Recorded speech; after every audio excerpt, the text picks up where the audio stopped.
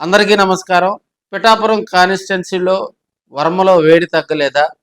ప్రస్తుతం వర్మ వర్గం దూకుడు పెంచిందా? పిఠాపురం ఎమ్మెల్యేగా ఉన్నటువంటి పవన్ కళ్యాణ్ వర్గం, తెలుగుదేశం పార్టీ ఇన్ఛార్జి వర్మ వర్గం, ఈ రెండు వర్గాల మధ్య ఆధిపత్య పోరు తారాస్థాయికి చేరింది. ఒకరి మీద ఒకరు దాడులకు ఊసిగొలుపుకునే స్థాయికి ఆ పిఠాపురం రాజకీయాలు కొనసాగుతున్నాయని కూడా తెలియజేసుకోవచ్చు. 2009, 2014, 2019 3 సార్లు తెలుగుదేశం పార్టీ తరఫున వర్మ ఆ కాన్స్టిట్యున్సీలో కూడా ఎమ్మెల్యేగా పోటీ చేయటం జరిగింది. 2014లో ఇక్కడ వర్మ రాజకీయ భవిష్యత్తు ఆయనకంటూ ఒక ప్రత్యేకమైనటువంటి ఇమేజ్ క్రియేట్ అయింది. 2014లో తెలుగుదేశం పార్టీ టికెట్ నిరాకరించిన వర్మ ఇండిపెండెంట్గా పోటీ చేసి తన సత్తా చాటాడు. సో అప్పటి నుంచి కూడా ఆయన చంద్రబాబు గారి దృష్టిలో పడ్డారు. 2014 నుంచి 19 వరకు తెలుగుదేశం పార్టీ అధికారంలో ఉండటం, వర్మ అక్కడ లోకల్ ఎమ్మెల్యేగా ఉండటం, కార్యకర్తలకు ఇబ్బందికర పరిస్థితులు రాకుండా వర్మ అక్కడ వారి సంక్షేమానికి, అదేవిధంగా పార్టీని మరింత దూకుడుగా ముందుకు తీసుకెళ్లేందుకు వర్మ కృషి చేశారు. అయితే 2019లో ఆయన ఓటమి చెందడం జరిగింది.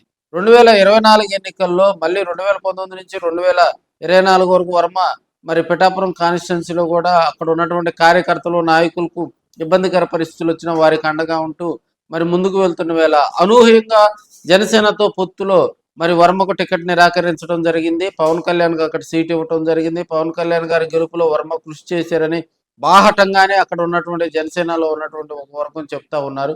అదేవిధంగా తెలుగుదేశం పార్టీ ఇప్పుడు ప్రస్తుతం వర్మకు నామినేటెడ్ పదవి ఇవ్వకపోవటం, ఎమ్మెల్సీ సీట్ ఇస్తామని వర్మకు ఆశ చూపినా అది ఇంకా కార్యరూపం దాల్చకపోవటం, నామినేట్ పదవుల్లో వర్మకు స్థానం కల్పించకపోవటం, బెరిసి ఇవన్నీ కూడా వర్మ మళ్ళీ రాబోయే రోజుల్లో 29 ఎన్నికల వేదికగా కూడా వర్మ ఇప్పటి నుంచే పిఠాపురంలో తెలుగుదేశం పార్టీని మరింత ముందుకు తీసుకెళ్తున్నాడా, లేకపోతే అక్కడ పొత్తులో భాగంగా మళ్ళీ ఇదే కనుక పరిస్థితి ఎదురైతే వర్మ ఇండిపెండెంట్గా పోటీ చేయడానికి కూడా వెనకట్టడం లేదని అక్కడ ఉన్నటువంటి లీడర్స్ చెప్తా ఉన్నారు.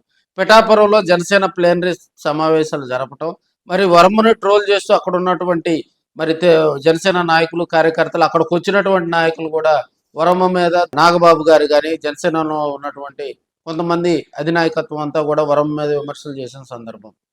అయితే మహానాడు వేదికగా కూడా పిఠాపురం నుంచి వచ్చినటువంటి అనేక మంది తెలుగుదేశం పార్టీ కార్యకర్తలు వర్మకు మద్దతుగా మాట్లాడటం జరిగింది.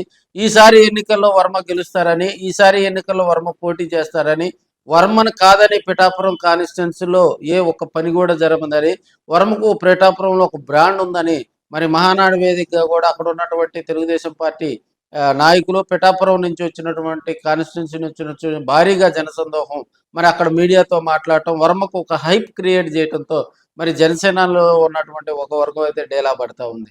అదేవిధంగా మహానాడు అయిపోయిన తర్వాత అటు జనసేన, ఇటు వర్మ బ్యాచ్ మరి పిఠాపురంలో ఒకరి మీద ఒకరు కయ్యానికి కాలు దూకోవటం, దాడికి పూనుకోవటం కూడా వర్మలో వేడి తగ్గలేదని, వర్మలో దూకుడు పెరిగిందని, వర్మ వర్గం మరింత దూకుడు పెంచిందని జనసేన మీద అయితే టాకు వినిపిస్తూ ఉంది. రాబోయే రోజుల్లో అటు జనసేన, ఇటు తెలుగుదేశం పిఠాపురంలో మరింత వేడి రాజకీయాలు చేస్తాయని కూడా మనం తెలియజేసుకోవచ్చు.